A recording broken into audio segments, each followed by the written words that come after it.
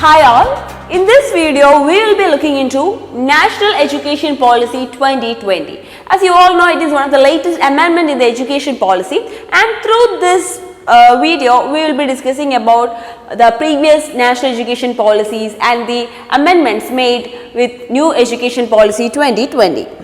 So we know that it's the Ministry of Human Resource Development. Okay, they have formed a committee in 2017 June under the supervision of Dr. Kasturi Rangan for preparing national education policy. So basically the first point to be noted is it's the committee headed by Dr. Kasturi Rangan prepared the report on national education policy, and that has been passed as National Education Policy 2020. So the committee was formed in 2017 June and the report was submitted in May 2019, and Union Cabinet has approved the report on 29th July 2020 and made it as National Education Policy, the recent version of National Education Policy 2020. And when we consider the national education policy, it is trying to make India a global knowledge superpower by adopting an inclusive, participatory and holistic approach. So, when we compare the other education policies, especially the national education policy which we were following was the one in 1986, which was amended and formed in 1986, and that was what we were following for all these 34 years. And compared to that, this policy is trying to make India a global knowledge superpower and also adopting an inclusive, participatory and holistic approach of learning. So the limitations of the previous education policy is tried to overcome through this one. When the previous policies were considered, it was more of rote learning, the memory power was considered as an index to evaluate the children, etc. But when it comes to new education policy, it is giving more importance to holistic approach of learning, and it is through this policy the education system is making the future ready for living. So it's a making future ready kind of policy. Okay, and now we will see one of the major features, few of the major features of National Education Policy 2020. So when it is considered why National Education Policy 2020 or the recent version of education policy is special. Okay, the reasons why it is special is it is the third education policy of India. So when we consider the previous education policies, it is the third national education policies in India. Okay, and the next one is with this national education policy, the Ministry of Human Resource Development will be renamed to Ministry of Education. So that is another speciality with reference to this National Education Policy 2020. With this NEP 2020, the Ministry of Human Resource Development will be renamed as Ministry of Education. Another one is it is the first education policy of 21st century. So we know that after 34 years there is an amendment for the education policy, and this is the first education policy of 21st century, and it is also giving importance to quality education, which is the fourth sustainable development goal. So when we take the sustainable development goals, quality education is prominent among them and is considered as the fourth one, and that is also addressed with this NEP 2020. Okay, so they are trying to give high quality education, which is the fourth sustainable development goal, and where previous policies focused on access and equity. So whatever amendments which has been done, it is basically trying to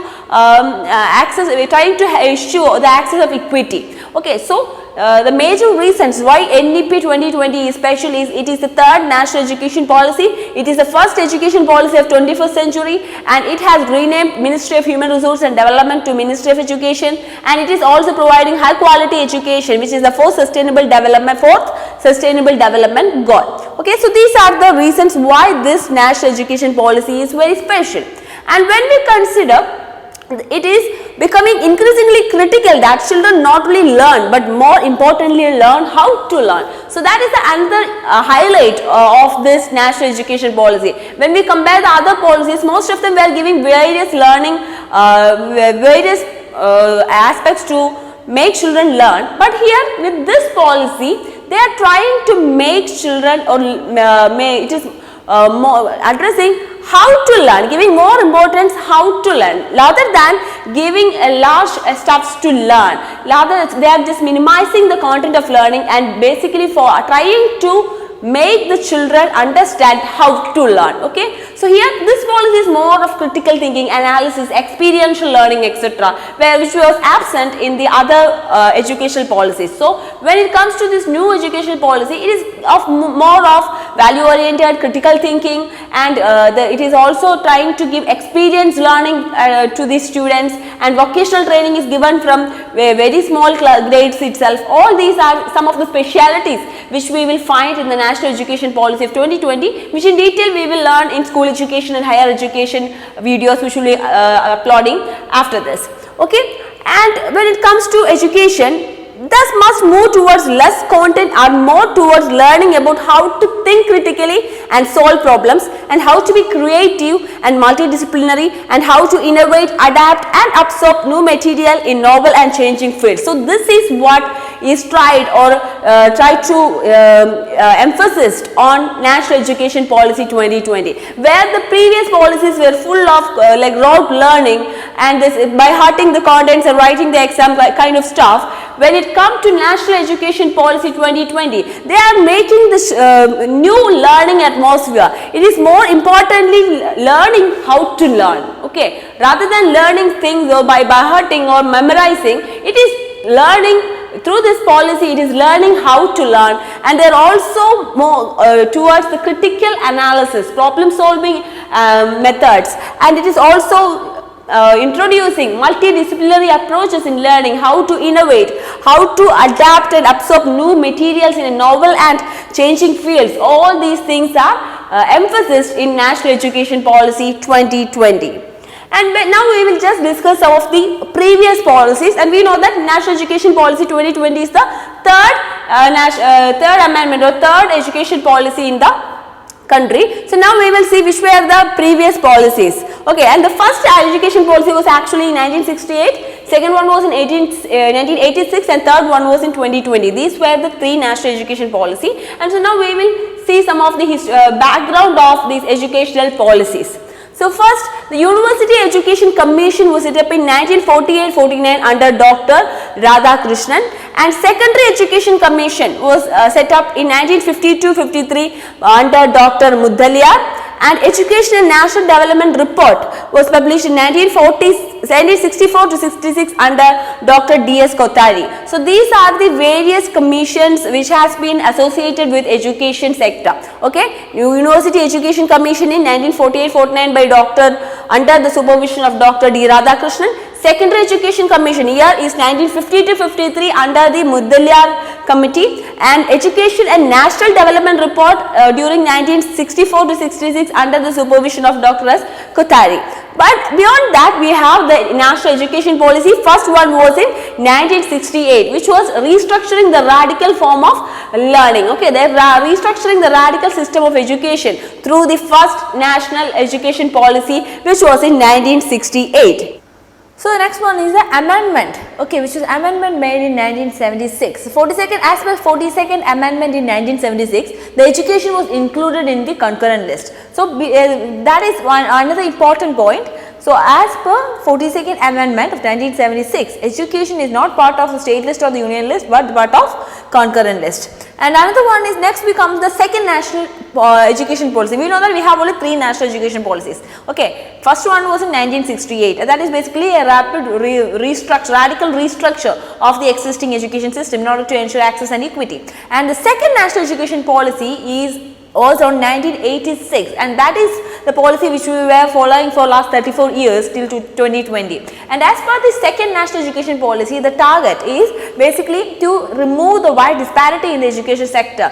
This was basically implemented during the time of Rajiv Gandhi ministership, Rajiv Gandhi government, and that time the major target is basically to remove the disparity existing in the education sector, to ensure that education is attainable to the people of scheduled caste, scheduled tribe, women, etc. So disparities in the education sector was tried to overcome through the second national education policy. And this national education policy had a modified version, which is the National Program of Action. Okay, so in NEP 1986 modified in 1992, this modification, the modified version, is known as National Program of Action of 1992, and then only comes the third National Education Policy, which is the current one, the National Education Policy 2020, which is giving more importance to the critical thinking, analysis, vocational training, etc. So experiential learning pattern of educational policy. So that is all about the national education policies. Okay. So then we are moving on to the fundamental principles of National Education Policy 2020.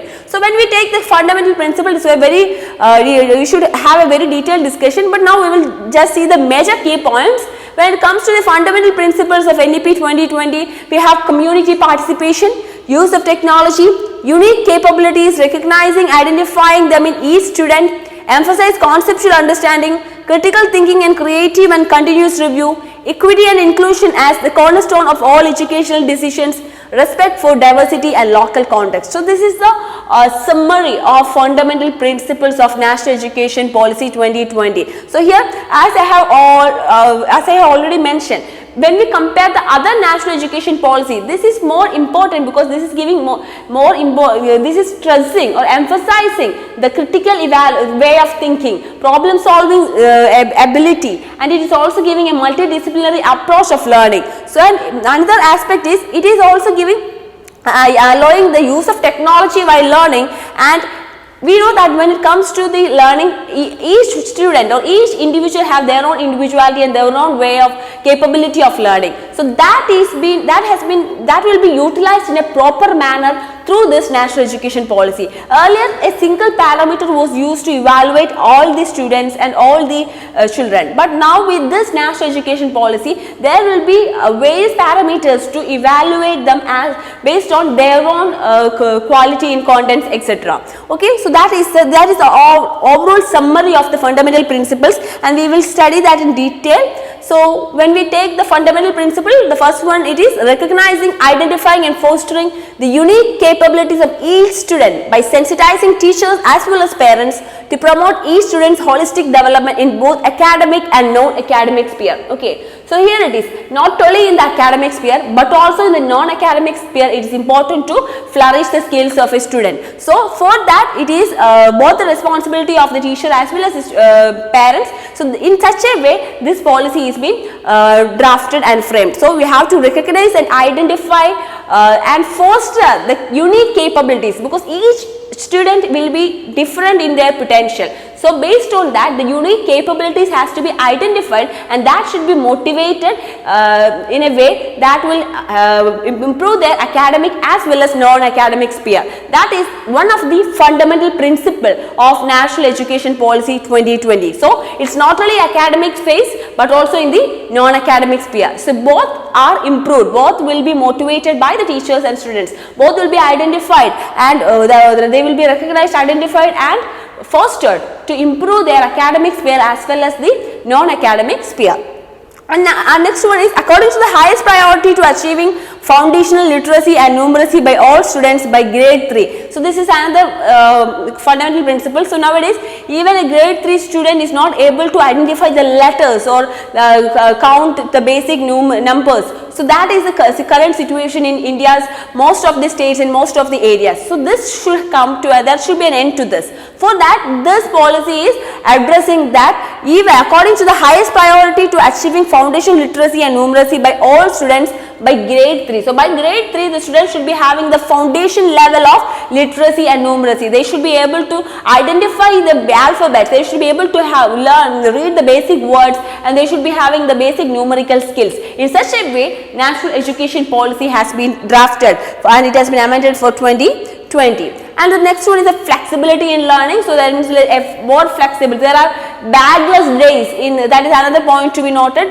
When it comes to school education, we will stress more into it, because when it comes, since it is both in the academic and non-academic phases, and since it is into the critical thinking and the experience learning to the students, it is also giving 10 bagless days. That is one of the suggestions put forward by the policy and which has been passed by the Union Cabinet. So students will be giving an opportunity to have an experience learning or vocational training like carpenting, plumbing, etc. So for those things they will be having 10 bagless days in an academic year, and there will be a flexibility in the learning pattern or teaching pattern as per National Education Policy 2020. And there is no hard separation between the subjects, curricular and extracurricular activities, because we know that in the existing system the more stress is given to the academic side, and most of the time, especially when it comes to the secondary education level, non-academic cases or the extracurricular activities were ignored to a large extent. So that will come to an end with the implementation of this policy.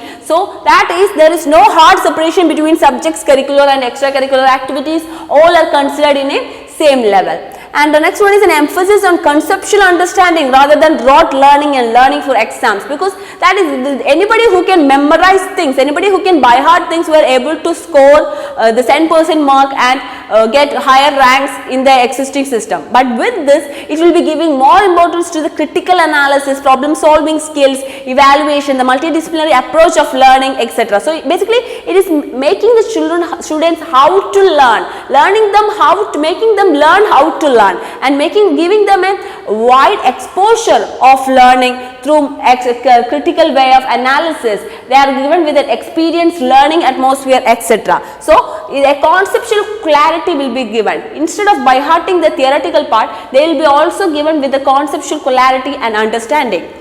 And when it comes to the next one, it's a multidisciplinary education, and in the current system, when it comes to the 11th and 12th level and all, they will be forced to choose certain streams. But with the new amendment, there is a multidisciplinary approach where they are allowed to choose whichever subject they want to learn. A science student can learn economics also. An economic student can also learn accountancy. So the same person can learn biology. So like that, a multidisciplinary approach is being offered with this new education policy. So they are not restricting the options of learning to certain streams, rather than a multidisciplinary approach has been offered to the students.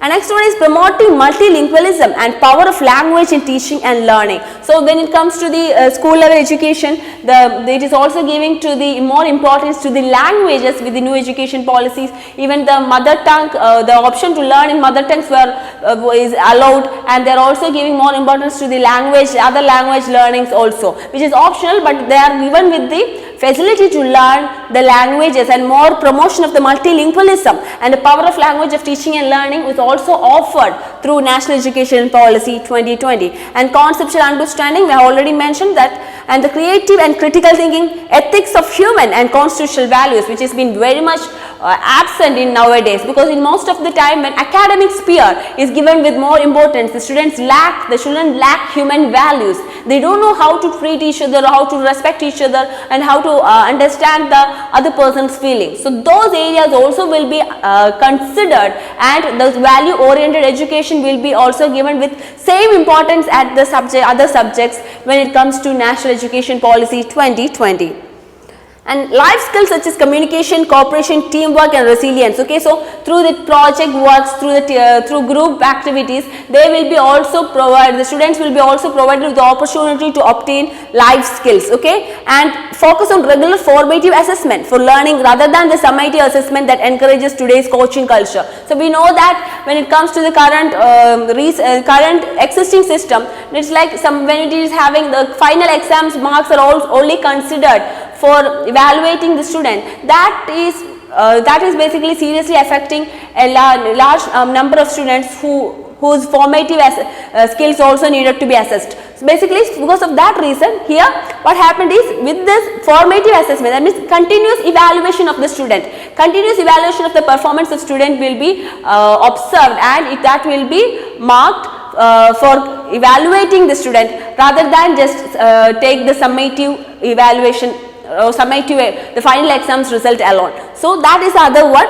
the regular formative assessment rather than the summative assessment. If there is only summative assessment, a student who is not at all like focusing or regularly doing the activities in the academic year, but for the last 1 month if he or she do everything, they will be awarded with a good credit. So instead of that, a student should be continuously focusing on the learning, continuously should be in touch with the subject, should be maintaining the attendance, should be doing the project activities, should be involved in the team activities.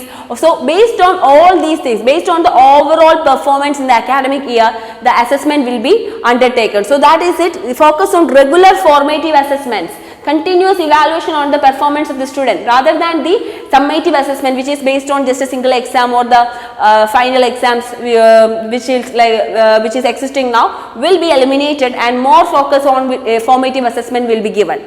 And next one is extensive use of technology, because in this minor level, school level itself, coding will be introduced to the children and they will be offered to learn coding in the small classes within the middle grade itself, so that they can get more exposed to the use of technology and improve the system of learning. And teachers as the heart of the learning process, so that is which is common in both. Even now with this, teachers have more to do to enjoy the learning atmosphere of the teaching, as well as the make this classes enjoyable and understandable with higher conceptual clarity to students. And next one, a light but tight regulatory framework to ensure integrity, transparency and resource and efficiency of the education system through audit and public disclosure, while encouraging innovation and out of the box ideas through autonomy, good governance and empowerment. Okay, so this is like not only just, it's not a constrained system, it is very much flexible, very much multidisciplinary, and it is basically always motivates the innovative ideas, and also think anyone have the students as well as the teachers have the possibility to think out of the box while they have learning experiences. Okay. And the strong public education system along with substantial investment in strong vibrant public education system. So that is all about, this is basically the detailed understanding about what are the principles of National Education Policy 2020 or why NEP 2020. So comparing to the existing system, there is going to be a notable change, a revolutionary change in the learning patterns within the school as well as the college with the implementation of National Education Policy. And the major vision with these principles, the major vision is to instill among the learners a deep-rooted pride of being an Indian, not only in thought but also in spirit, intellect and deeds. And also with that, we are trying to develop knowledge, skills, values and disposition that support responsible commitment to human rights. Okay, so value-oriented education, skill-oriented education, co-curricular activities, everything we are given with equal importance, right? So they are trying to develop knowledge, skills, because vocational training has been given, coding learning will be given, value-oriented education will be given, because with this we are trying to create committed, responsible citizens for the country who will be responsible to each other and will be having commitment to human rights. And most prominent another vision is sustainable development and living and global well-being by reflecting a truly global citizen. So whenever it is something which should be taught to children from the very small age, learn to have sustainable development mode of living, because whatever we have using now is been inherited from the forefathers. So we have the responsibility to preserve the resources for the future generation, since we have to consider that it is something we have borrowed from the future generation. So such a way we need to utilize the resources. So sustainable development and living is also one of the major vision of the policy, and they are also trying to have a global well-being by creating a new learning atmosphere to the students. Okay, so that is all about the introductory part of National Education Policy. We have discussed about the committee which has been established, the National Education Policy. It's under the supervision of Dr. Kasturi Rangan, and we have also learned about the previous National Education Policies, one in the 1968, then the other one in 1986, which got modified in 1992, and the latest one was in National Education Policy 2020. So we discussed about them, and we also discussed the fundamental principles of National Education Policy. And in the next video, we will learn in detail about the amendments or the changes what has been come across with the school education system with National Education Policy 2020. So that's all. Thank you.